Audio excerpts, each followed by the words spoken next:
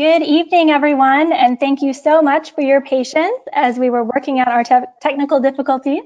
We're so happy to have you here tonight. I'm Julie Siegel, Vice President of Alum and Lifetime Membership at Girl Scouts of the USA.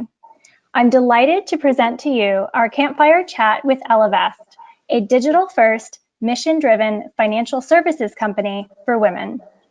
Now, before I introduce our guest speaker, you can see her there smiling, Sallie Krawcheck. She's a Girl Scout alum. She's the CEO and co-founder of Ellevest. I want to tell you a little bit more about the Girl Scout Network. We are a powerful community of adults, Girl Scout alums and supporters from across the country who feel passionately about supporting girls and one another. If you're reconnecting with us now, welcome back into the Girl Scout sisterhood. Our Campfire Chats are hosted virtually and broadcast live. And during these live events, successful women share stories and tips to educate and inspire people who are striving for a better world. I'm thrilled to introduce you to Sallie Krawcheck, who, as CEO and co-founder of Ellevest, knows how daunting it can feel to manage your finances during the pandemic. Sallie will share some money moves that you can make right now and answer common questions her team is getting about money and careers. Of course, everyone's financial situation is unique, so we recommend you consult your own personal financial advisor before making major financial decisions.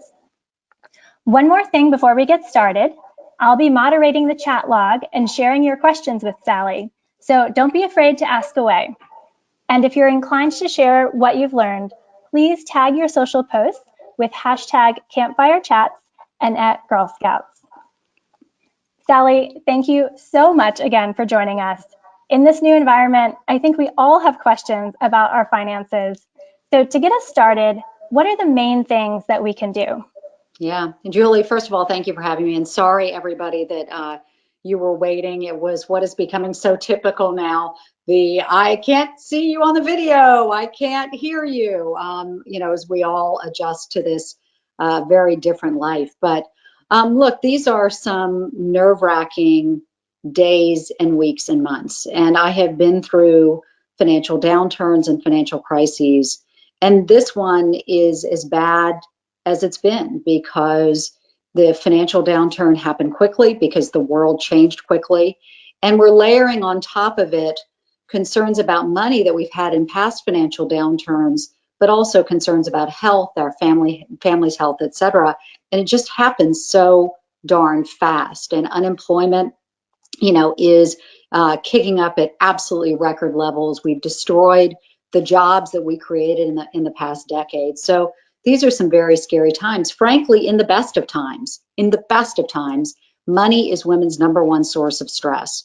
The good news is the #1 driver of our confidence in our ability to achieve what we want to in our lives is if we are taking action around our money.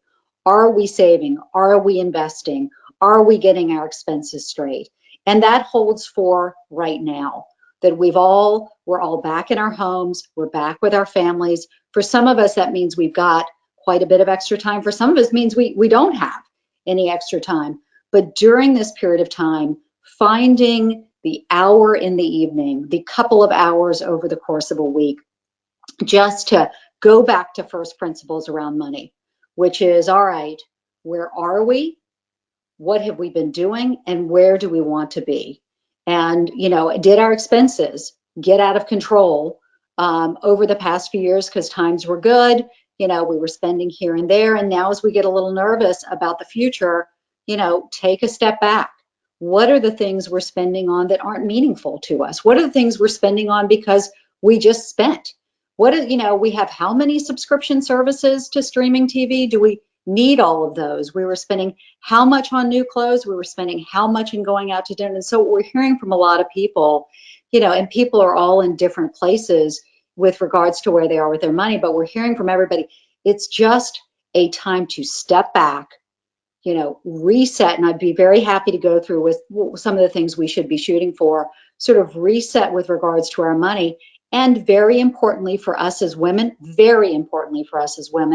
recognizing and realizing that we will at the end of our lives, likely need to be taking care of ourselves. We live 6 to 8 years longer than the wonderful, wonderful men in our lives. 80% of us die single.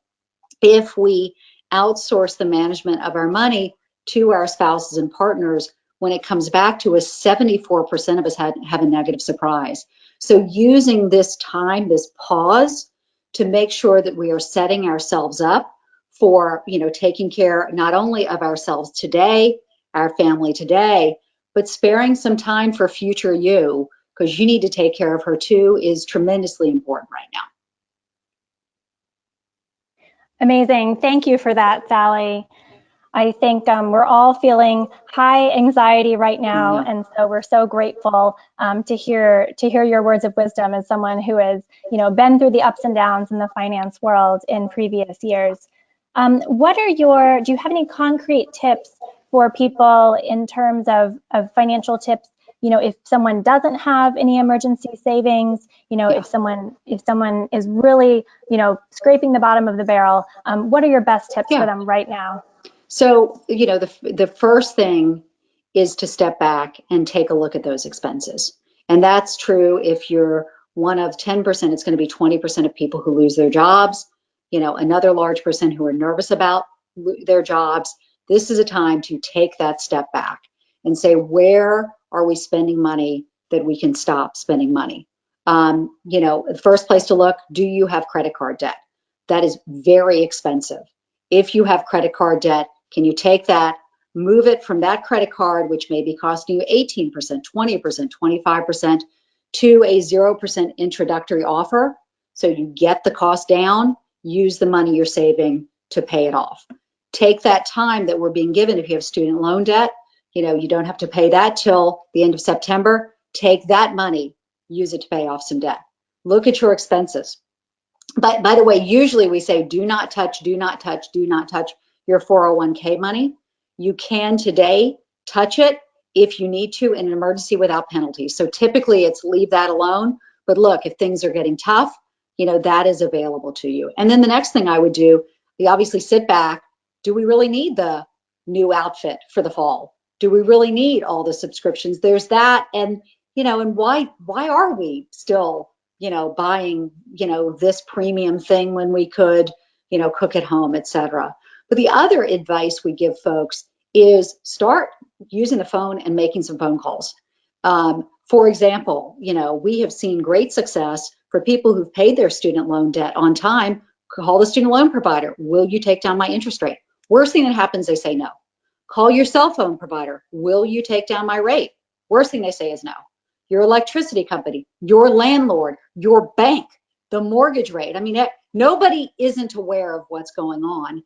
And what you'd be surprised about is if you start to make those phone calls, you can potentially save $15 here, $100 there, X amount of dollars there.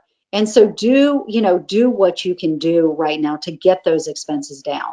And typically, the money that we have for fun and going out to dinner and traveling, all that goes towards expenses right now. The check, if you are getting that during this time, that goes to pay off expenses. Where you want to get to eventually is credit card debt paid down to zero. Okay, and that you may be able to do that now, that may come later. You want to then have an emergency fund that is 3 to 6 months of your take-home pay that is available for times like this. You may have that now, you may need to build it up on the other side. As you're building that financial strength, the next thing you'll do is be investing in your 401k and investing then in yourself. But for right now, you've got to do what you can do. And look, for some people, there will be no shame in personal bankruptcy on the other side of this, that with what's happened to the economy, if you do what you can do, and that's something, it's not a point of shame when we're seeing a collapse of the economy like what we're seeing. Thanks, Sallie. That is super helpful. And, I think the advice to really look at savings and where you can cut back is so important. I consider myself a thrifty person, but sometimes when the credit card statement comes in, you think, oh, well, maybe I'm just aspiring to be a thrifty person. So I think we're all looking closely at that spending right now. Well, ideally, So where you want to get to is that if you can't buy something without buying it with debt, with credit card debt, then you can't afford it. Now, that's for later, right? Let's take care of that later. Let's deal with today.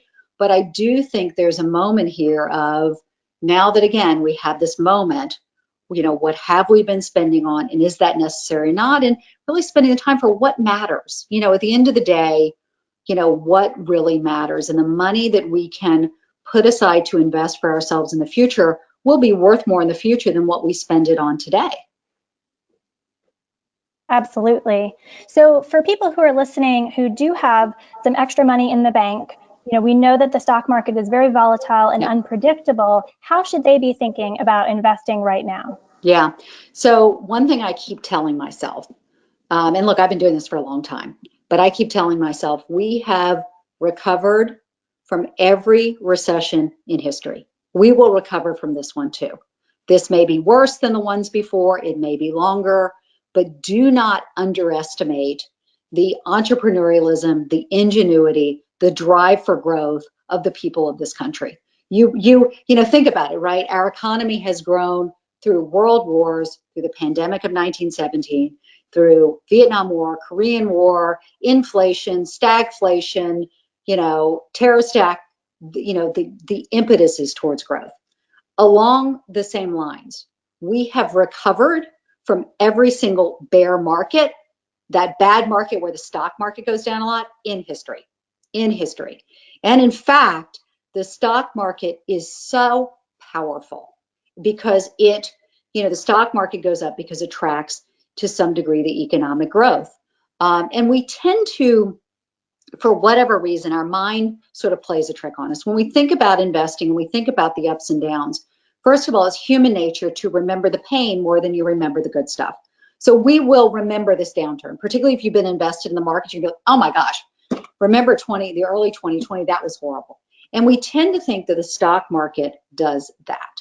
The stock market actually does that, and historically has increased 9.7% annually on average from the mid-1920s to today. Okay, some years have been a lot better. Last year was. Some years have been a lot worse. This year is. But investing in the stock market, and we at Ellevest advise a diversified investment portfolio, has been an enormous driver of wealth creation. The other thing in this country that has been is housing. But stocks have gone up even more. And this is how powerful it is, okay? The combination of the upward movement of the stock market, even with the volatility, plus investing and leaving it there, okay? Everybody wants to, right now, everybody's like, well, what should I buy? Like nothing, just buy the broad index. Do not say, oh, I think Amazon's gonna do well in this environment. Everybody thinks that, it's already in the price of the stock, right? But the right way to invest is early and leave it and do not touch it. So let me go back.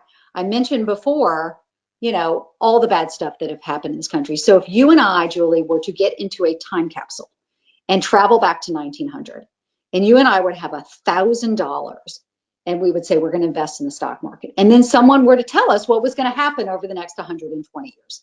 They were going to say, Sallie and Julie, it's 2 world wars, it's the pandemic, it's the Great Depression, it's the Great Recession, it's the internet bubble, it's inflation, stagflation, this war, that war on terror. We're going to elect a movie star as president. We're going to have a president who's going to be impeached. You'd be like, oh my gosh, that is horrible. That is horrible. That is terrible. And then you would say, hey, Julie, how much do you think the $1,000 is going to be worth? What would you answer? Gosh, I don't know. Maybe definitely over $1 million. Over $1 million. Okay. What if I told you the answer is $57 million? Holy moly. Holy moly. Holy moly. And how did that happen? That's Warren Buffett, the greatest investor in history. The secret is called compounding. You put your money in, you leave it. and it earns a return. So 1901 was pretty good. So you've got more money. The next return you earn is not just on the money you first put in, it's on the money you put in plus the money you earned. And the next year, it's the money you put in plus the money you earn plus the money you earn, then plus the money you earn plus the money you earn. And so there's this concept of compounding, which is almost a snowballing.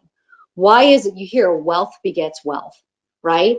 Because if you're and you continue and you leave it, it just grows on itself, sort of like a, I don't know, a low, sort of yeast. When you make bread, it just grows on and grows on it.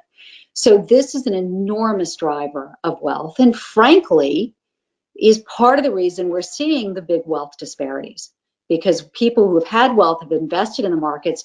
Those who've been trying to get by have not. So to the extent you can get credit card debt paid off, emergency fund built, and you can invest in your 401k or in a Ellevest or any other account, and just for the long term, leave it there for 15 years.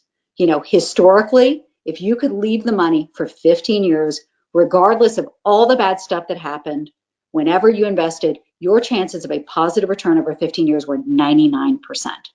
I do not have any reason to believe that investing today over 15 years will be any different. It could be. But Julie, if you and I think invested today, and when we're sitting at home in our rocking chairs 20 years from now, remembering this, I believe this will be a blip on a long run trend upward. That is so reassuring. And gosh, I don't know that I've ever heard a better endorsement of the stock market. That's great. It's really powerful to know, looking back through history. And let me add one thing, because I do want to bring gender into this before we go on. Part of the reason for being of Ellevest is that as we were looking around at the landscape, our men invest more than women do. And we looked at this and said, wait a minute, what is this? And it cost women hundreds of thousands of dollars. It cost a fortune over their lives. And a lot of folks, when we sort of looked at it, they said, well, women are sort of risk averse and they're not very good investors. And there were a whole bunch of women need more financial education. And we said, well, maybe it's actually women are better investors than men when we invest, mostly because we do exactly what I said, which is invest and leave it. And so we founded Ellevest because we said the guys are having all the fun. And let's actually build a company for women, by women, for women, so that we can begin to build that wealth. And look, for all of us on the call who are moms, I'm a mom, I have a son, I have a daughter. I wanted to build an Ellevest for my daughter, because you sure as heck do not want my daughter to have a less full, less rich life than my son did. In other words, if she has less money, I don't want her to have fewer options. And so we built Ellevest really specifically around, to begin with, helping women to invest. And of course, we're going even more broadly now to help women with all things money. That's amazing. I love Ellevest's mission. So thank you for starting that, and thank you for all you do to inspire and educate women about investing. I think we have a bunch of really interesting questions coming in on the question box. So I'm going to start with one from our fearless CEO of Girl Scouts of the USA, hey, Sylvia Acevedo. She is tuned in and watching. Hi, Sylvia. So she'd like to thank you for the webinar, and would like to know, if the pandemic comes back in the fall, how do you think the market will respond? Yeah, Sylvia, I miss you. One of the last evenings before we went into quarantine, Sylvia and I went for a lovely Italian dinner in Midtown, and I miss seeing you, and I'm looking forward to seeing you on the other side. So what will the stock market do? So I think it's important to recognize a couple of things. One of which is the stock market is a forward-looking entity. And it doesn't matter that things were good yesterday. And it doesn't matter that XYZ company that you might invest in the stock market did well yesterday. What the stock market does is it looks forward. And it isn't a thing. It's thousands and thousands of professional and individual investors making thousands and thousands and thousands of investing decisions. And someone will say, hey, Amazon just reported, boy, those numbers look good. I think Amazon's going to keep growing. And so it looks forward. What does that mean? What it means is the stock market sometimes does stuff that just don't make any sense. That, for example, it sure went down a lot when the scope of the pandemic was becoming clear, but the darn thing then regained half of its decline. And you're like, what is that?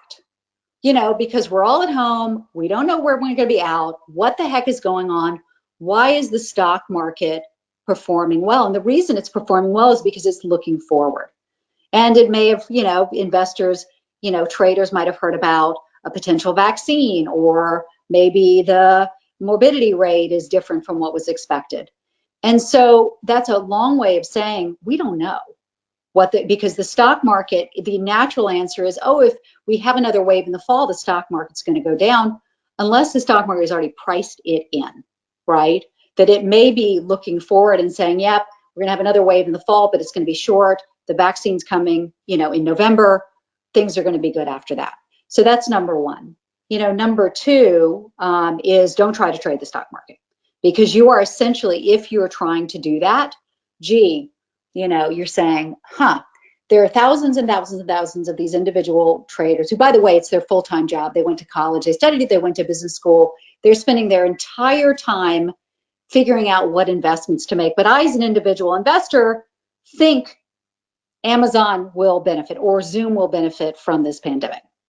Now, the chances that you thought of that in this amount of time you're giving to it versus people who spend their very full time on it, the chances that you get it right once, maybe, that you actually get it right consistently is close to zero, All it does is drive activity, which is why a certain calmness and stillness, invest and stay, is actually the winning strategy. And the third thing I'll say, to get a little esoteric, is this volatility is actually necessary.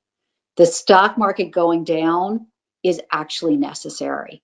And it hurts me to say that because we all want it to go up, but the stock market signaled to the policymakers, when we were going into the pandemic, it was signaling, this is bad. This is bad. What we're seeing on the ground, the economy is going to be bad. Had the stock market sailed through, I don't think Nancy Pelosi, Mitch McConnell would have gotten themselves together with a relief package. And so there's sort of there's a necessary conversation between the stock market, which is telling you what all the individuals are seeing, and the policymakers who react and say, we better take interest rates down. We better have a loan program. And so this back and forth, this volatility that we're seeing in the investments, look away, because it's only going to make you crazy. It's a necessary component, frankly, of our recovery. That's super helpful and interesting. We have a bunch of questions coming through from people who were planning to retire, either in the next year or two. What is your advice for them? Should they hold off on retirement, or how much of a difference do you think it would make? Well, I think some of that really depends on what you were invested in.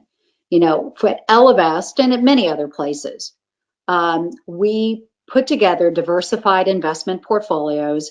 If you're younger, they have more stock in them, which is, as we've seen, more of a volatile investment, but as we just discussed, one that has tended to earn higher returns over time. Remember, like that.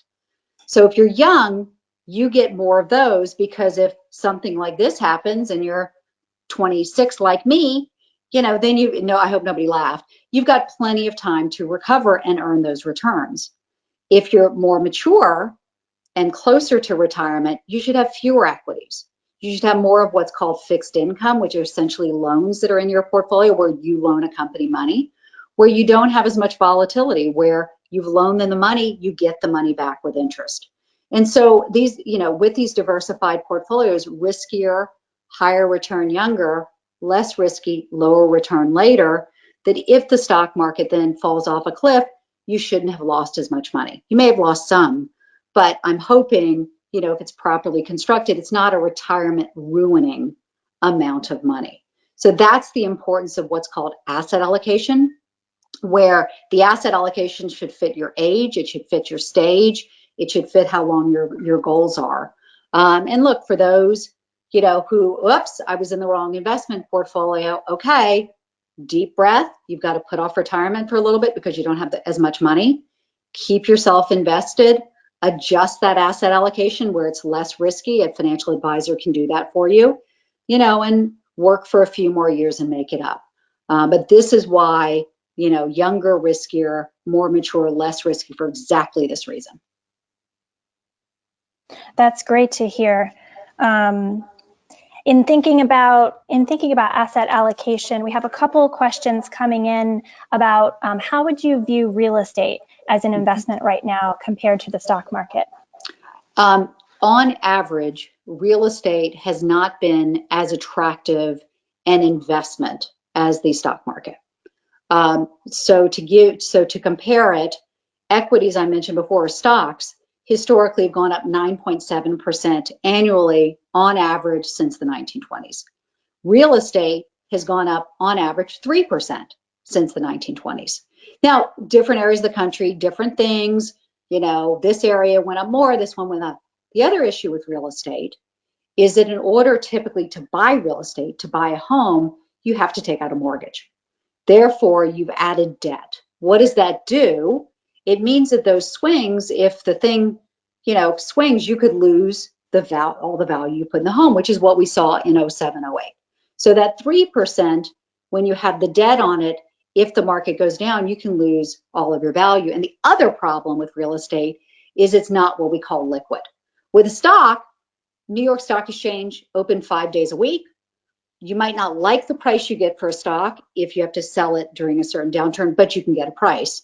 As we all know with a home, you can sit on the market for 6 months a year. So I love real estate. I love my home. I love everything about it. I love going on Street Easy and looking at other people's homes and daydreaming about buying homes. But as an investment, you would go with equities all the time. As a home, great. Buy one, raise your family there, fix it up, love it. But as a pure investment, it's one you would say no thank you to all day long as only an investment. All right, that's good to know. I think we have time for one more question, and the next one is coming from someone who's self-employed. So any advice for those of us with irregular income? Yeah, so first of all, the good news for those with irregular incomes, part-time, consulting, et cetera, is that, if you lose your job, if your income goes away, there is unemployment that's available, which really hasn't been. So there is, what we're seeing in this country right now, not unlike coming out of the Great Depression, is we're putting in bits of a safety net that hadn't existed before. It's a longer conversation, about what parts of that safety net we as citizens would like to continue, what we have, frankly, I keep thinking about what have we learned? What should we do differently going forward? It's another topic for another day. But generally, for those who have irregular incomes, we really give sort of the same advice for those who have a regular one, which is we talked earlier about, you want to get the credit card paid down, the emergency fund. The way you want to think about the money that comes in from every paycheck is a rule of thumb that works really well, is 50% of it should go to your needs, right? So that's your rent, that's the gas for the car when we're allowed to drive again, that's the outfit you need for work, it's the supplies, etc. In a typical time, we also talk about 30% going to fun, because look, I think we're learning again, you got to live this life. You have to live this life. Maybe that 30% today goes into savings, and then 20% is for future you. So 20% out of every paycheck should go to, well, what does that mean? Oh, well, that's where if you have credit card debt, you pay that off. That's where, because that helps future you by not sapping away her wealth. That's where you start to build the emergency fund. That's where, my favorite, of course, is you begin to invest out of every paycheck into a diversified investment portfolio. If you do that, and by the way, this changes over time. You're right out of college, the rent is too much. I can't do 50, 30, 20. It's 70, 30. That's it. Like, totally got it. I got kids at home, right? We have more expenses, or we've got to save for college. All right, that 30% for fun is 15%. Don't let it go much below that because we have to have fun. And so these things can move. The kids are gone. The kids are gone. So I'm going to take the 20% that I was investing for future me and make it 30% and boost up my retirement. But I think that if you think about that, 20% goes to future you. Envision her, right? Name her. My future me is Esther. And I think about Esther. Esther is in her 80s or 90s. She's totally the best. She's that no, she's seriously the fun grandma who's everybody like, Esther's coming over, yay. And Esther doesn't need anything from Jonathan and Kitty, right? Esther, in fact, is passing out the $5 bills to the grandchildren. Esther goes to Paris, all the time. So that 20%, I pay Esther. And I got to take care of her because Gary, Esther's husband, may or may not be here. And that, so that 20%, if you can get that invested, again, invest in a diversified investment portfolio, maybe you start off with 1%, 2%, eventually get to 20%, that will get you, if history is any guide, which I believe it is, to a secure retirement, So that 50% to today, 30% to fund, 20% to the secure retirement, take the 30% right now, right? Because we're not going out, maybe boost it into the 20, put it away. That's a ratio that through good times and bad times, through ups and downs, has been shown to lead to greater financial strength than otherwise. And it gives you the ability to have a little bit of fun. I love that you have an alter ego name for your future self. I'm going to have to work on that. It helps. It helps because you can picture her, right? And you don't let her, because we as women, we do so much for everybody else. How do we, and for us, it's like, I'll get to that, right? And so investing, one example, takes about 15 minutes. At Ellevest, honest to goodness, you can get to it in 10 to 15 minutes. It's the highest return historically thing you could do at all. You can do, right? In less time than it takes to do like the laundry. You could do it. But we as women are so programmed to do things for other people.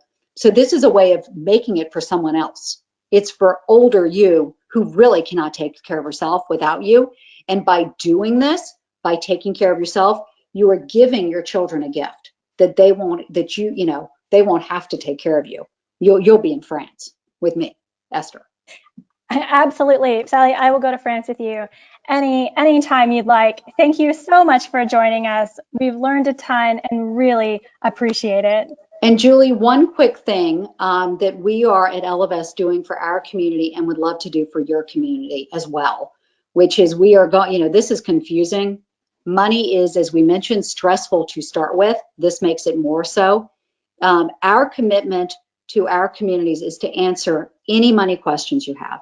Any. Email us at questions@ellevest.com, questions@ellevest.com. Send your questions. We've got our investment professionals there, our certified financial planner there, even our executive and career coaches. And what they're doing is they will answer every question personally.